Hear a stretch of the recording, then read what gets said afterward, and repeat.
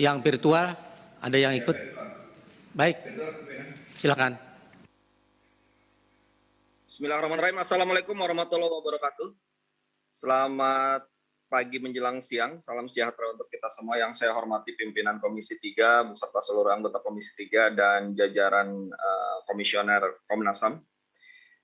Pertama, sama seperti rekan-rekan lainnya, saya ingin memberikan apresiasi yang setinggi-tingginya atas dua hal. Ya. Yang pertama adalah laporan yang tadi sudah disampaikan oleh Ketua Komnas HAM yang lengkap, komprehensif, dan sangat jelas, ya, sehingga kita bisa mengetahui perkembangan dari kerja dan kinerja dari Komnas HAM melalui laporan yang disampaikan pada kesempatan hari ini.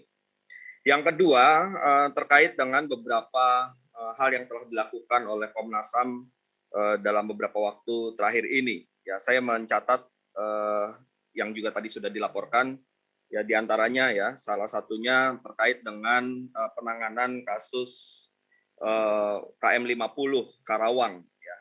Saya sangat memberikan apresiasi tinggi atas pemeriksaan yang telah dilakukan. Saya kebetulan menyaksikan konferensi pers, ya, penjelasan dari Komnas HAM terkait dengan hasil pemeriksaan tersebut yang disampaikan dalam waktu 1 jam. Ya, saya berulang kali saya lihat tayangannya, dan saya melihat bahwa Komnas HAM telah bekerja berdasarkan dengan profesionalitas yang tinggi. Ya. Komnas HAM memahami bagaimana caranya melakukan penyelidikan, bagaimana mengumpulkan barang bukti dan keterangan, bagaimana kemudian menggunakan pendekatan scientific crime investigation, ya, dalam hal penanganan KM 50 tersebut, ya, sehingga sangat jelas dan bisa dipertanggungjawabkan, dan apa yang disimpulkan merupakan kesimpulan-kesimpulan yang bisa dipertanggungjawabkan kevalidatannya. Nah, yang kedua juga terkait dengan KM 50 ini, saya juga harus memberikan apresiasi terkait dengan koordinasi antara Komnas HAM dengan pihak Polri, ya, dalam hal mencari informasi, mengumpulkan barang bukti tersebut, ya, sehingga Komnas HAM di tengah-tengah keterbatasan kewenangan yang dimilikinya, tapi mampu kemudian mendapatkan informasi yang cukup lengkap. Dan juga saya bersyukur Kapolri pun juga telah merespon, ya, akan menindaklanjuti rekomendasi dari Komnas HAM. Kita tunggu nanti perjalanan dari tindak lanjut dari apa yang telah disampaikan oleh Kapolri terkait dengan penanganan kasus KM 50 ini. Tapi catatan yang paling penting adalah kasus ini direspon dengan baik. Ya. Kasus ini ada tindak lanjutnya.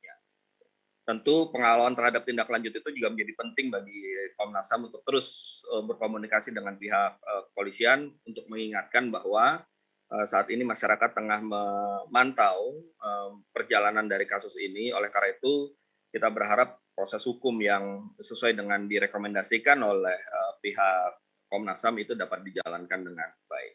Meskipun saya juga mencatat beberapa misinformasi yang didapatkan oleh publik, ya. Publik ada yang mengatakan bahwa Komnas HAM menyatakan itu bukan pelanggaran HAM. Padahal Komnas HAM menyatakan itu pelanggaran HAM.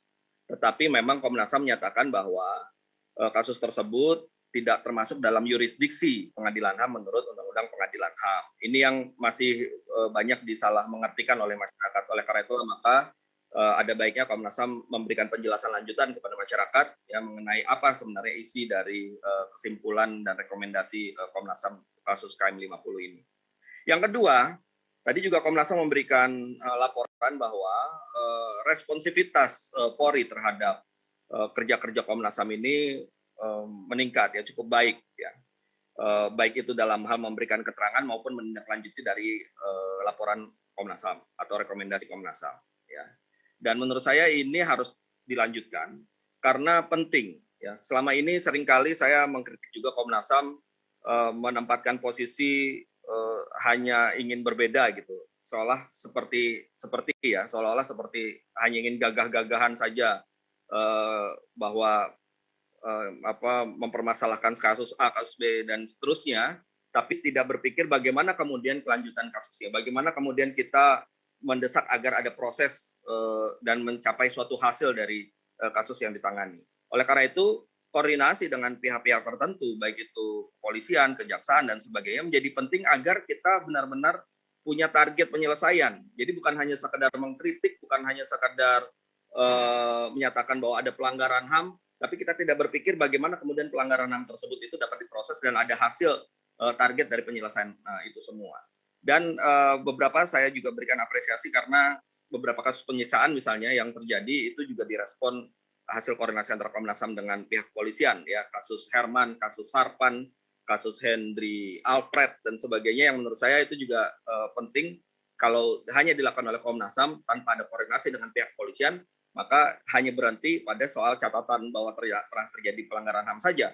Tapi kita kan berharap kalau terjadi pelanggaran HAM ada penindakannya, ada proses hukumnya, sehingga ada penegakan hukum yang terjadi terkait dengan apa yang ditemukan oleh Komnas HAM.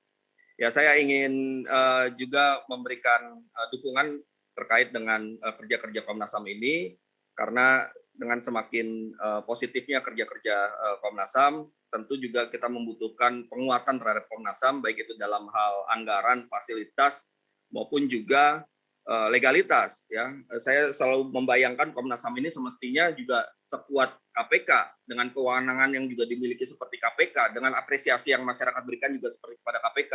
Jadi itu yang saya harapkan sebenarnya. Mudah-mudahan ke depan dengan adanya prestasi-prestasi dan peningkatan kinerja yang tadi sudah dilaporkan, itu bisa kemudian kita memberikan dukungan berupa tambahan anggaran dan penguatan secara legalitas melalui revisi undang-undang misalnya untuk Komnas HAM. Demikian pimpinan, terima kasih. Billahi taufiq wal hidayah. Wassalamualaikum warahmatullahi wabarakatuh. Baik, selanjutnya kami persilahkan fraksi Gerindra.